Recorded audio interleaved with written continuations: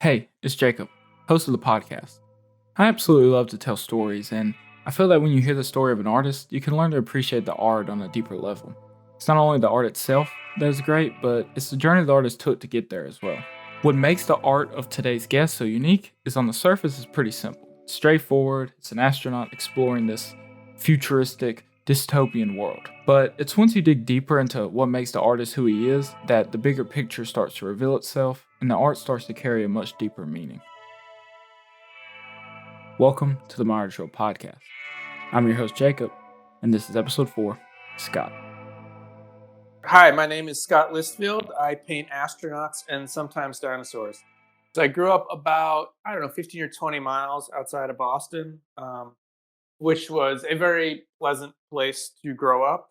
It was the type of place that, it was good for my childhood. And then, I reached a certain age and wanted maybe a little bit more out of the world than my quiet suburban life had led me to that point. But it was good for being a child. Do you know what it was you wanted out of life? Well, I think, a lot of people growing up, especially people of my generation growing up in the suburbs, there was it was a safe place, it was a friendly place. It was great for riding bikes and wandering in the forest and watching cartoons, which is were most of my favorite activities. I was like, yeah, well, and drawing. I like to draw. But once you start reaching teenage years, and you start taking the train or whatever into the city, and you kind of realize there's a larger world out there to see. I think I wanted to expand my horizons a little bit beyond what my small town could offer. Do you remember the first time you started to be kind of creative? And I know it wasn't probably making art per se, but just being creative, drawing, or just anything. Yeah, so I've always drawn. I can't remember a time in my life where I wasn't drawing. Only I guess when I was younger, I considered it doodling, maybe, or just sort of farting around. Like I didn't. There was no seriousness to it. There was like you said, I didn't consider it art making in any shape or form. And I didn't even consider it creative. I guess maybe you would have said, "Oh, that's a creative child over there." Drawing, donkeys and tanks and I don't know, missiles, and I wasn't really that creative. I just liked to draw. Um, it was a thing I found enjoyable to do amongst watching cartoons and wandering in the woods with my friends and probably throwing at rocks at things we shouldn't have been throwing rocks at. Um, it was sort of part of the I would sit and watch Transformers cartoons and then go draw Transformers, shooting each other in their own groins or whatever. And that just seemed like a natural extension of what I was doing and watching, not with any sort of maturity or guidance or anything. It wasn't until much, much later in life that it started becoming a more serious thing, I guess. Or the other things you were getting into at that time in your life? Do you have any memories that really stick out to you?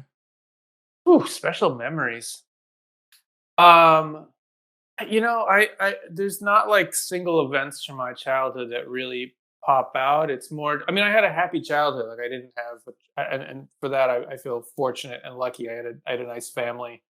Um, but I don't have a real strong memory. I just have this like vague sense of like watching He-Man and watching G.I. Joe. I hate to sound like my childhood was all watching TV, but I watched a lot of TV, which in a weird way has informed what I do now in my artwork. But and I remember like walking in the woods with friends, and I remember playing in my backyard and being bad at sports, and my dad trying to make me less bad at sports by teaching me how to play baseball, but it didn't really work that great. And I had a lot of friends who lived in the neighborhoods, and we'd bike to each other's houses, and it was kind of like I grew up in the '80s, so it was kind of like Stranger Things, only without any of the cool, weird, spooky stuff that happens in Stranger Things, like just like dorky kids riding their bikes with bowl haircuts. Yeah, just like if you took the cool parts out of Stranger Things. Growing up, Scott was a kid who would keep to himself. He would sometimes feel like he had been left behind while everyone else was growing up, and he recalls one memory in particular of being in seventh grade and the school having a talent show. During the talent show, these girls got up on stage and they danced to Belle Biv DeVoe's song, Poison. Yeah, Spider-Man and freezing full effect. Scott remembers the girls having crimped hair and crop tops while he was sitting there watching in his baby chicken sweater his mom had gotten him. He would soon start to grow up and find his place in the world.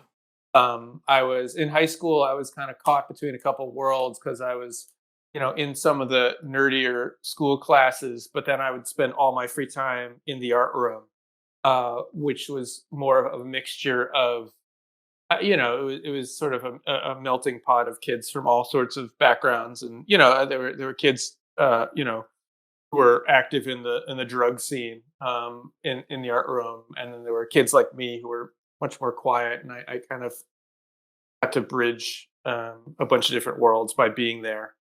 And do you remember what you wanted to be when you grew up? So the story I like to tell, which is true, is that the very first thing I wanted to be when I was a little kid is an astronaut, which is a great story to tell because now I paint astronauts. But the thing is, like every kid of my generation wanted to be an astronaut. It was just sort of a thing we all wanted to do. It was not.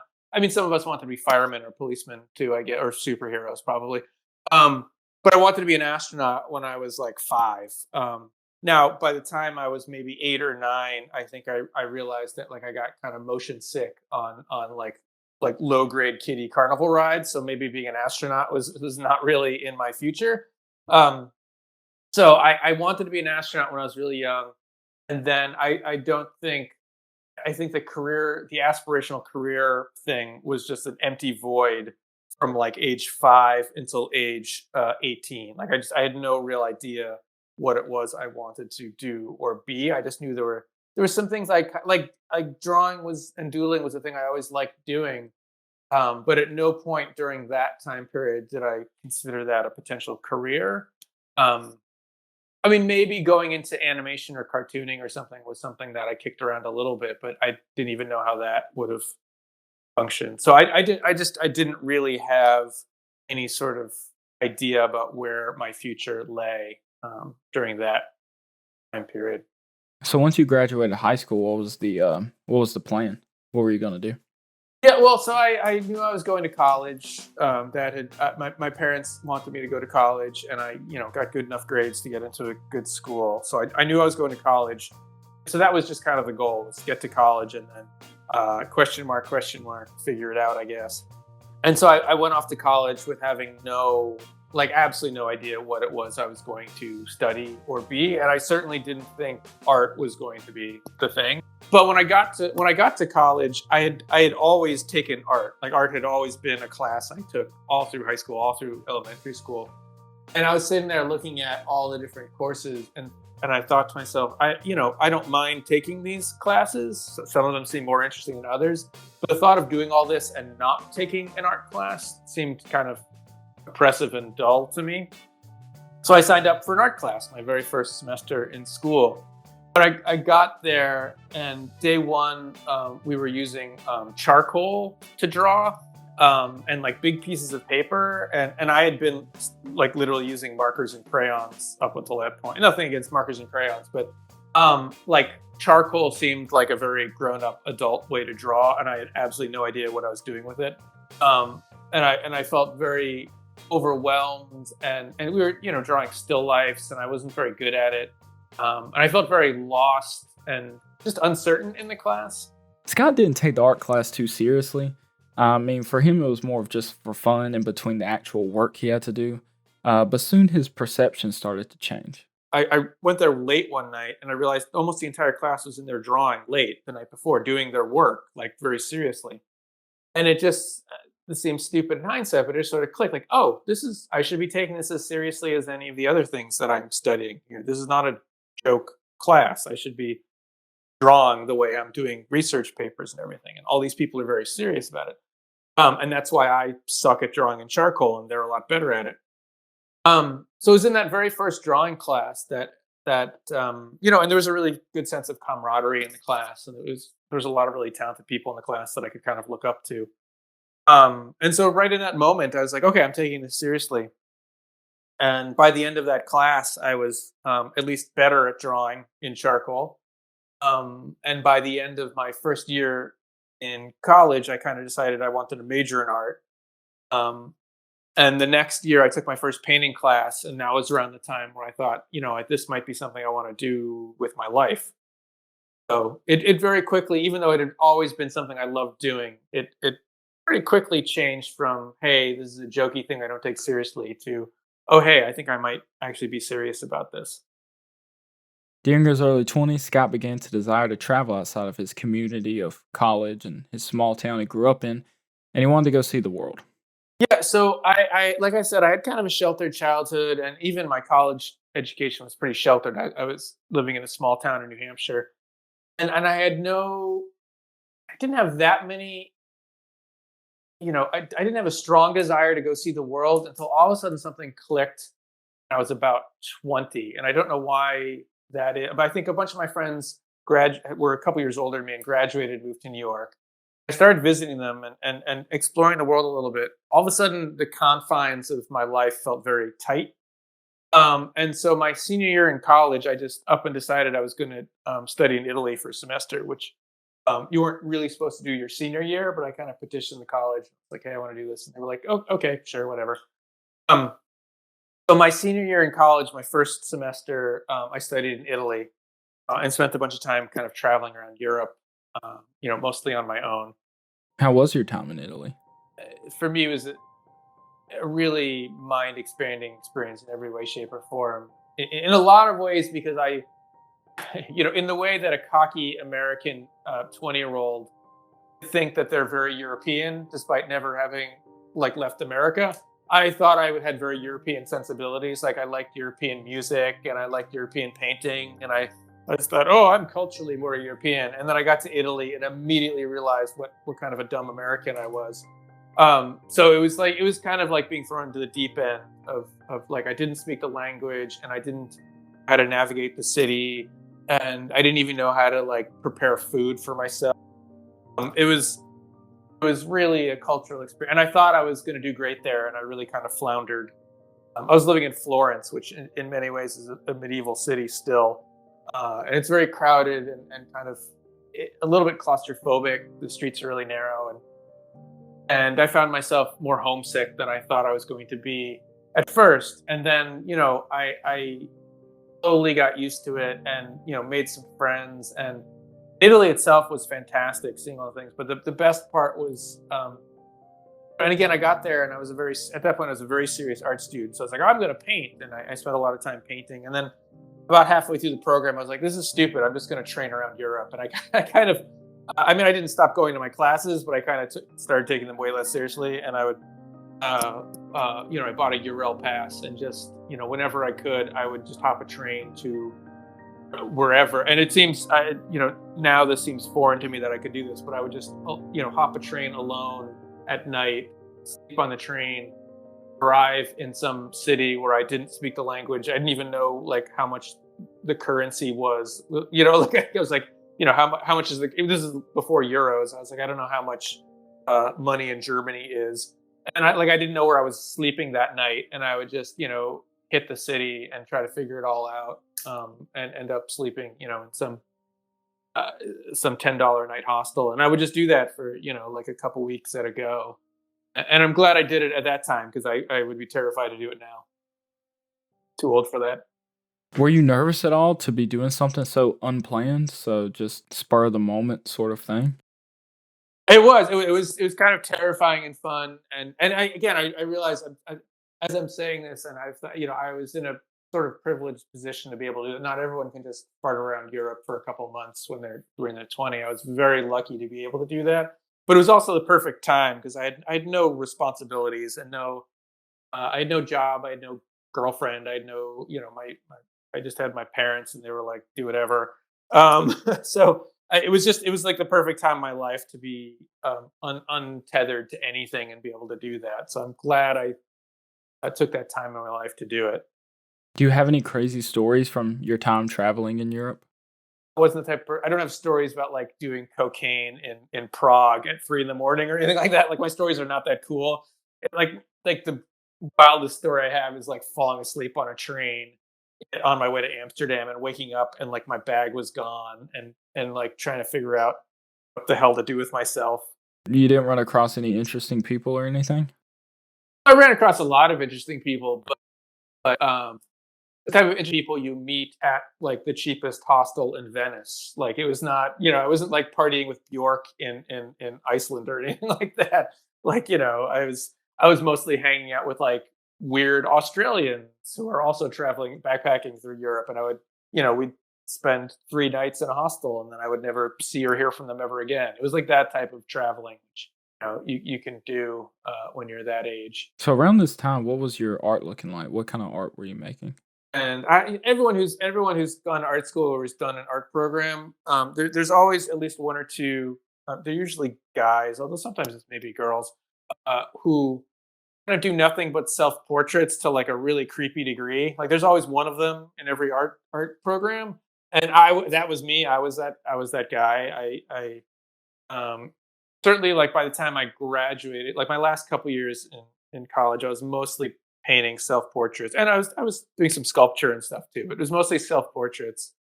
It was unhealthy, but I kind of get it at the time because I was you have to make art about what you know, and it's although the irony is I didn't know myself at all at that point, but I was so up until that point I had lived such a sheltered kind of closed life, and all I kind of could see was I was kind of very trapped in my own head. It kind of made sense that I would paint myself, and it was really that process of exploring the world, like very directly going out into the world and then coming back, is what led me to literally make a hard break and say I don't want to paint myself anymore. I want to make paintings that aren't about me looking inward, but are about me looking outward to the rest of the world and kind of seeing what's going on. So what was your plan for your art career once you got back and you graduated college? That's a good question. So my professors at this school were all, and I'm not trying to like um, cast dispersions on them or say bad things about it. They were very good for what they were supposed to do, but they grew up in a kind of different generation. They mostly came of age in the 70s, and they came out of the school of kind of abstract expressionism. Um, and their advice to me was move to New York because I went to school in New Hampshire. So move to New York. Once you get there, you can find an unheated warehouse space or something for like $50 a month, where you'll be able to paint to your heart's content these large canvases, and then maybe you can get like a part-time job moving furniture or something.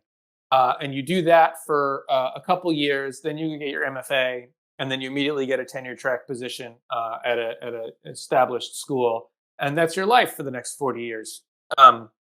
Now, I hope anyone listening to this is kind of wondering why this seems like horrible advice, because it's horrible advice. And again, no offense to my professors, but when they came of age in the 70s, that was a thing you could do.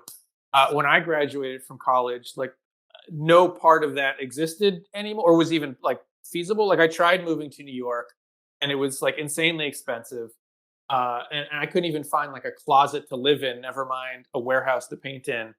And tenure track, teaching positions didn't exist. And going to a school to get an MFA was prohibitively expensive and didn't guarantee anything. And just that whole lifestyle was gone. But it didn't exist when I graduated college. So I kind of tripped and fell on my face right out of college, which I think most people do, and is kind of fine. So that was my plan, which turns out was a bad plan, and I failed at it. And so what I ended up doing is regrouping after a few months trying to move to New York. I ended up back living in my parents' house, which again a lot of us end up doing.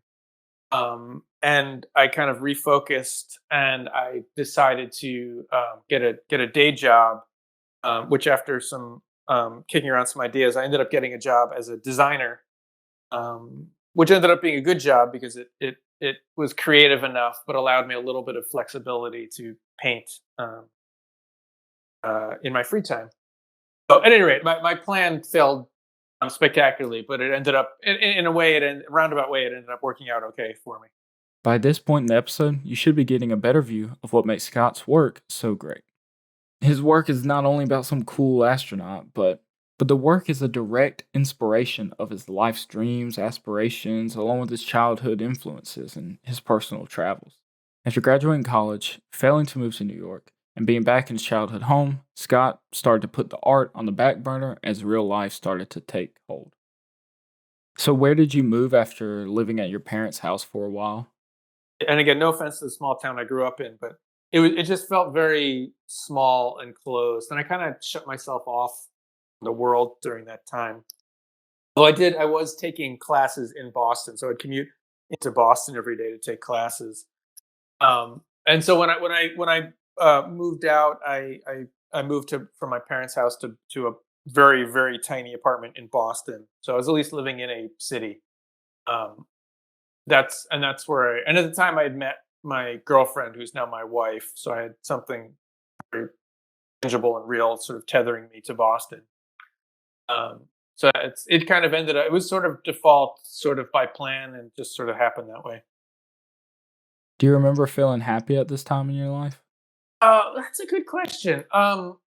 That's it's such an unsettled part of time in my life, and I'm sure this is true of everybody. That time when you're in your early 20s is probably like the most. Like college was in some ways an extension of my childhood a little bit. It was this sort of unreal fantasy land where you just sort of you take classes and hang out with your friends and do whatever the heck you want to do. And that the time in your 20s, you're trying to figure out how to be an adult, but you're living in like a really crappy apartment. It wasn't crappy. I'm sorry to my past landlords. It was a perfectly fine apartment, but it was very tiny and it was, modestly priced and it had a bit of an ant problem. And, it wasn't that warm in the wintertime. At any rate, I don't, I don't look back at that time and think I was like happy because it was I knew I was any time in your life where you're aspiring to something beyond what you can kind of do, and this is true if you're trying to be an artist and even if you're just trying to make art and you're fighting up against that wall, like you're not as good as you need to be to do what you want to do. um it's a frustrating time, and that was a frustrating time for me because I kind of had a bit of a vision for what I wanted my life to be like, and I had no idea how to actually get from A to B, and I just kind of stumbled around a lot. I mean, at the same time, I had met my girlfriend, and I was very happy to be in that relationship, and I was happy to, I had a job that I liked. But as I said, that period of time, my early 20s, was the time in my life where I was least doing, or I was, I spent least time doing artwork. I was making very few paintings during that time. My day job and just like struggling with how to be an adult was taking up most of my time.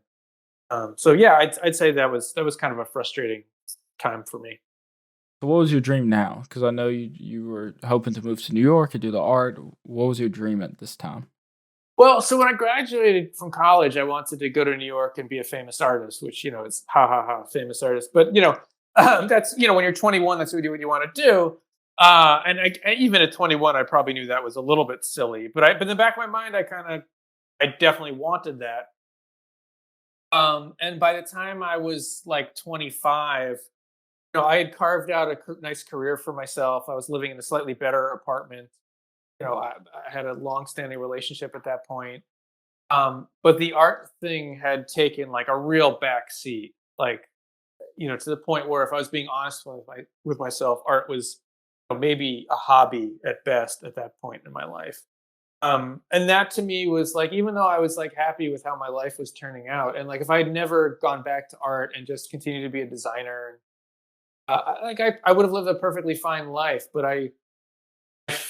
I felt that tangible feeling of like this is not. I'm you start to be nostalgic for the optimism you had when you were 21, and you think like I can go conquer the art world. Um, it's you have to grapple with that idea of either letting your dreams go or admitting to yourself that your dreams were unrealistic or that you just weren't the person to follow through on that particular dream. And that's okay if you're pursuing something else that you enjoy doing. But I had like a real hard line moment where I kind of had to come to grips with either letting go of that dream or doubling down and pursuing it. And so for that sort of 5 year time period, 20s is when I kind of let the dream of art go for a while, and then eventually came back to it. Do you remember the exact moment that you decided to go back and double down on the art and try to make that a thing again? Oh yeah, yeah. I mean, I don't know if this. I don't know if everybody has these sort of moments, these sort of. I guess everybody has touchstones in their life, but for me, it was very clear. And I'm sorry, I'm going to get serious first. I'm not usually a super serious person. I'm going to get serious for a half second. My junior year in college, when I was sort of getting real serious about being painting, I met a friend, a very good friend of mine. His name was Chris Ostoy. He was a couple years older than me in college. And he had kind of walked away from college for like a year and really like lived the life that I kind of thought I wanted to. He'd explore, just went to New York for a while, studied in New York, spent some time in California where he grew up, did some art stuff. So he was a very worldly, smart guy, and he came back into my life, and I barely knew him. And literally the first day of my junior year in college, he walked up to me.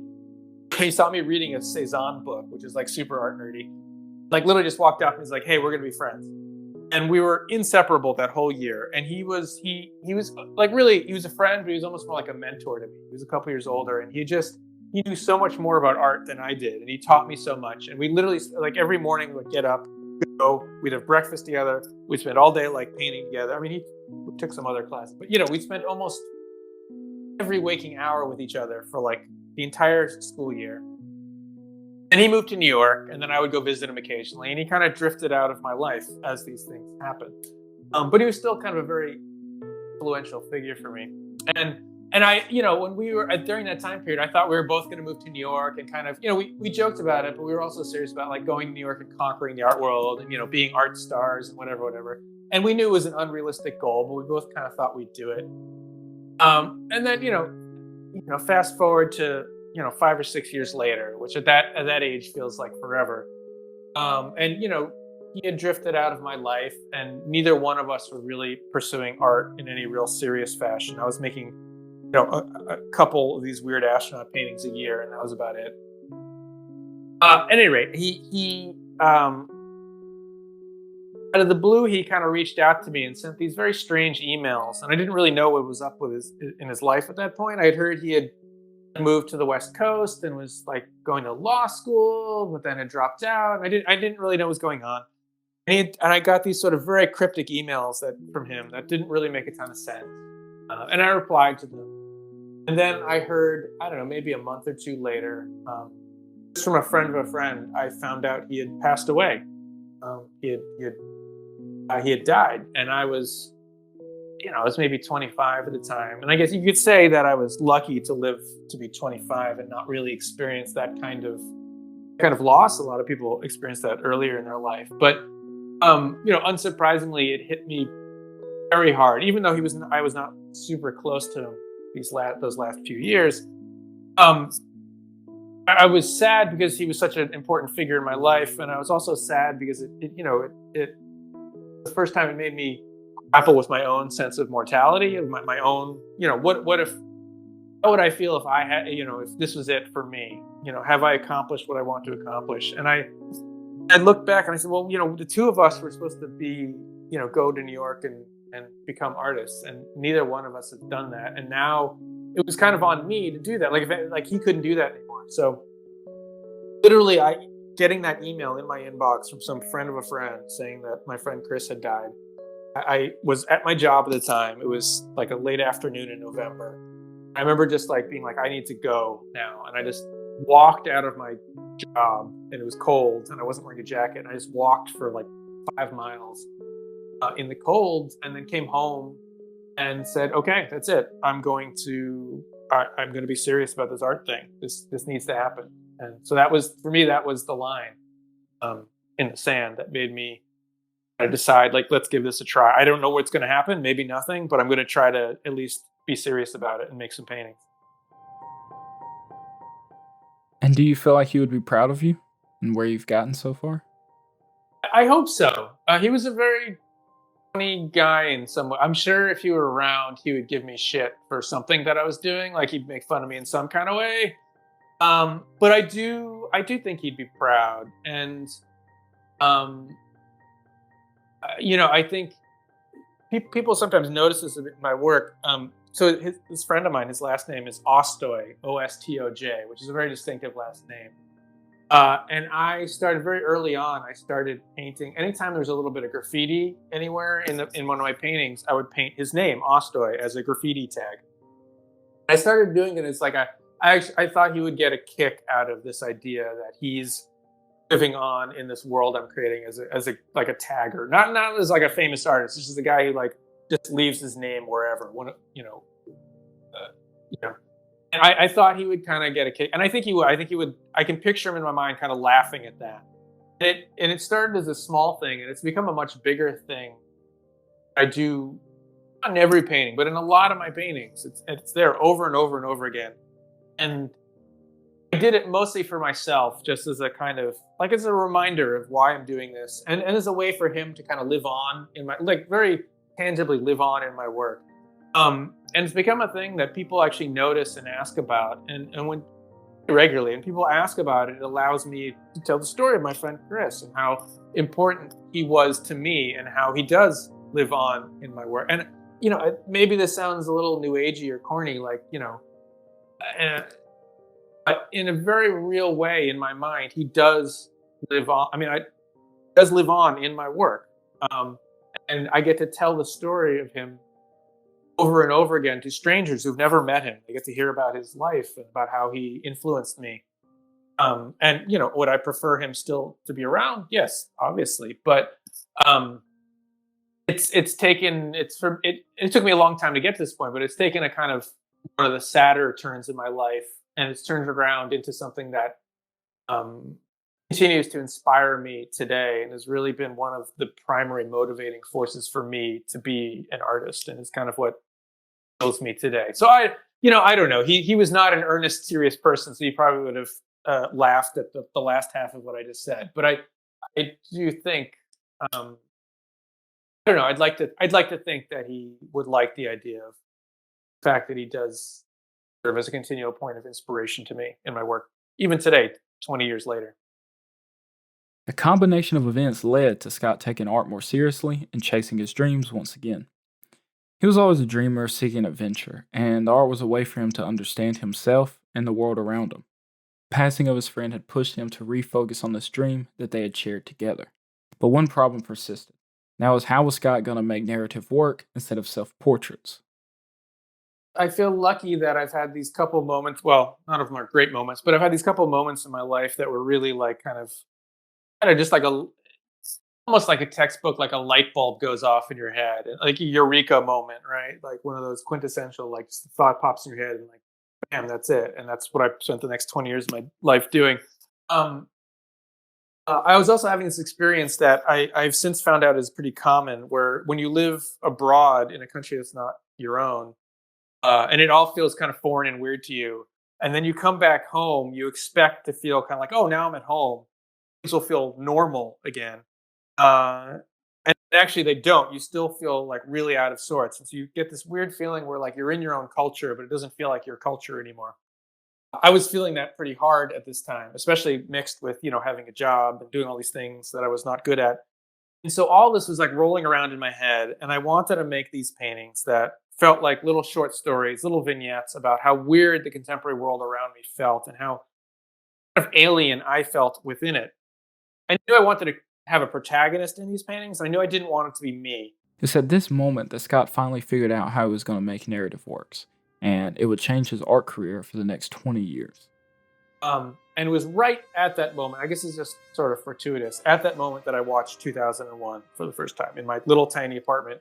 I hope most people have seen it. It's a very strange movie. It's a very artistic movie, and it's a very weird movie. And not all of it makes sense, but the part that really resonated with me watching this movie was I was watching the movie 2001 almost in the actual year 2001. And what dawned on me is I had grown up, watching all these shows and cartoons and movies and things where the future was always the 21st century. And the future was usually represented by this sort of like space age notion, science fiction of the future. Like the future was to me was robots and flying cars and jetpacks and living on the moon. And here I was, in the actual year 2001 or just about living in like a really tiny apartment, watching the movie 2001 on like that I had rented from the video store on like a TV that's like the size of, like a ham sandwich. Um, and taking the bus. Like anyway, the future that I grew up into turned out to not at all be the future I like my whole childhood I thought I was going to live in. And the reality of the actual future I was living in just hit me like a ton of bricks right in that moment. And I kind of realized that I thought back, like I said, when I was a kid, I wanted to be an astronaut. And this figure of the astronaut in 2001, not that his life was great, but all the things that fictional astronaut got to do, and in the fictional 2001, and all the things that I was not doing in the real 2001, all that kind of dawned on me in this one sort of aha eureka moment. And I realized that this character I wanted to be in my work and explore this world was this astronaut figure, kind of from the fictional 2001, from the future that I thought I was going to get, growing up, the future that I thought I would live in. This astronaut be the character who would explore these sort of weird worlds. And so, yes, watching the movie 2001 for the first time really it had a really profound effect on me. I had no idea I'd still be doing this 20 years later, like absolutely no idea. So it was kind of an accidentally brilliant idea. It was only much later I kind of realized the kind of nuances of what I could do with this astronaut character. So you started to paint this new style, and what was your goal? What were you hoping to achieve? Yeah, well, so thankfully, by the time I got to like my mid 20s, I was a little more realistic about what the art world was and about what making it really meant. And so when I had that sort of moment where I said, okay, I'm going to take art seriously again. I'm going to make some paintings. My goal was I'm going to get together enough paintings to have a show. It was not I'm going to be a famous artist. It wasn't even I'm going to get a gallery show. It was just, after 5 years of painting astronauts, I had maybe like 8 or 9 of these paintings, which was not even enough for a full show. And that to me was like a little embarrassing. Like I can't even have like even if somebody offered me a show, I couldn't have a show. By hard work and dumb luck, you put yourself in a position to succeed, and maybe it happens or maybe it doesn't. But if you're kind of ready for it, at least if it happens, you're kind of there. And so I pulled together enough paintings for sure. And in the meantime, I showed like in a coffee shop, I showed in like a little community center. I started getting my work out there. Like it literally at the time I was painting in a walk-in closet. So literally my paintings didn't leave a closet before that. Nobody was seeing them. I was not putting them online or anywhere. So I started getting them out in the world. And I pulled together enough paintings for a show. And as these things happen, if you're lucky and you get yourself out there, I kind of knew a guy who knew a guy who was opening up a gallery in Boston. And at the last minute, he had somebody lined up for his opening show. And I don't know, they dropped out because artists are generally flakes and these things happen. And he liked my work. And so through this friend, he reached out and said, hey, this is last minute, but I've got an opening. Can you show some paintings in my new gallery? And because I was ready and had made enough paintings, I said, yes, sure, here you go. And so I had my very first gallery show. It's good to prepare for what life may throw at you, and in Scott's case, after painting for 5 years, it had all paid off. The show didn't go fantastic, but it was just the start of more opportunities moving forward. Even though I didn't know how to build an art career, I kind of thought, well, this kind of makes some sense. I feel like I'm on an upward trajectory here.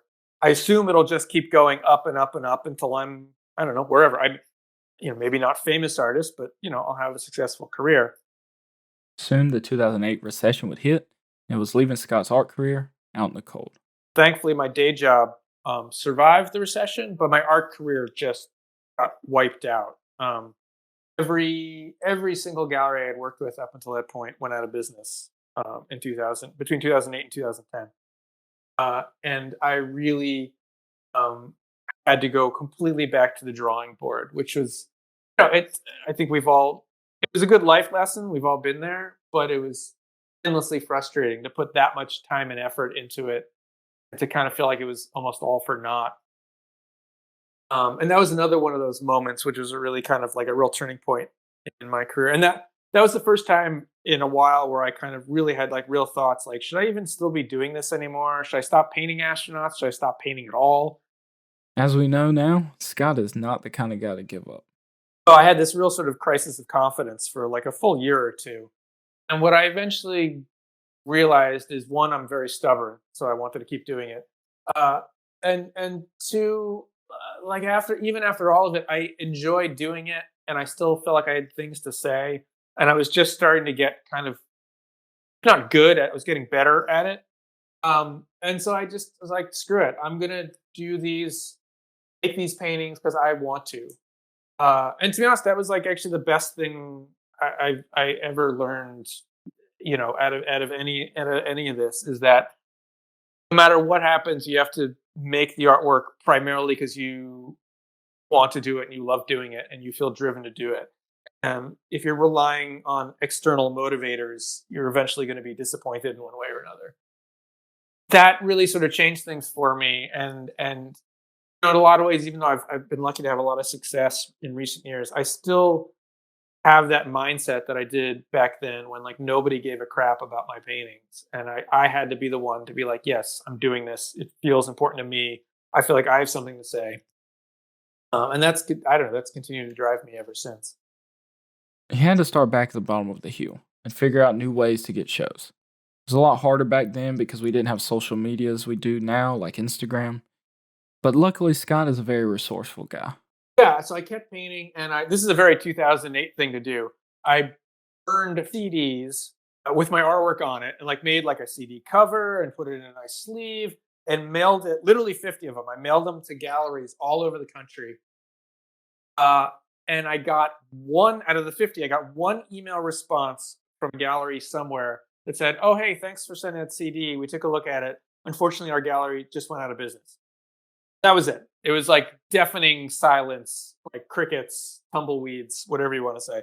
Okay, so that didn't go as planned. Time for him to try another idea, because sometimes it's best to just throw enough things at the wall that something sticks. Blogs were becoming like a big thing.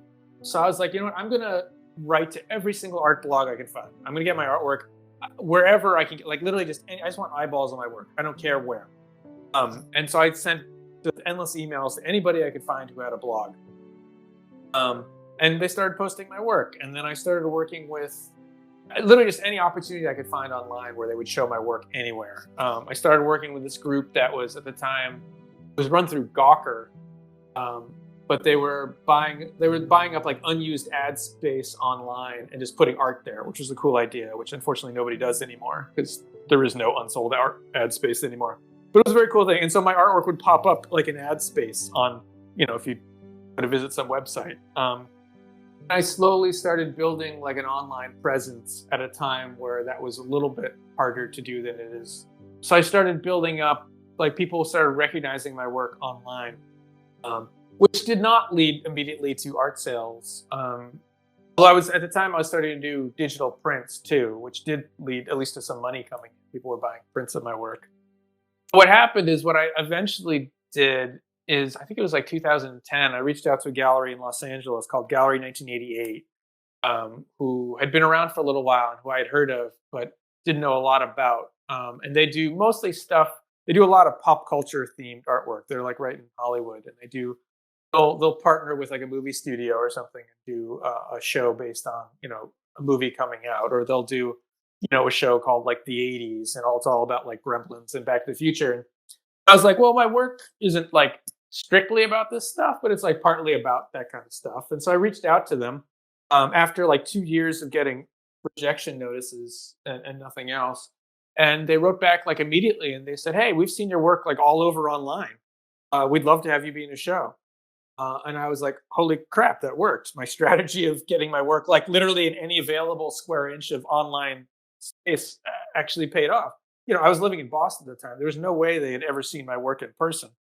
And so they invited me to be in this like big group show they do every year. And I sent them some paintings, and the first batch of them didn't do that well because I didn't know like what the best like they sold mostly smaller works and prints, and I sent them these giant paintings that were too expensive and they didn't sell.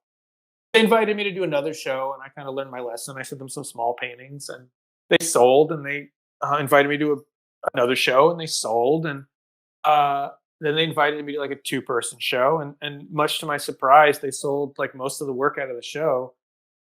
In a large part, I mean, a lot of it was because of them, but in a large part because I had been really working on my own craft and also working on finding my audience online. Um, and it's once you start selling some paintings, if you're lucky enough to do that, other galleries will notice that. From there, it was slow but steady. I kind of rebuilt my art career. Scott's like me, in the way he loves to tell stories, and that is the core reason his work connects to as many people as it does, and has allowed him to grow and continue to tell his stories 20 years later.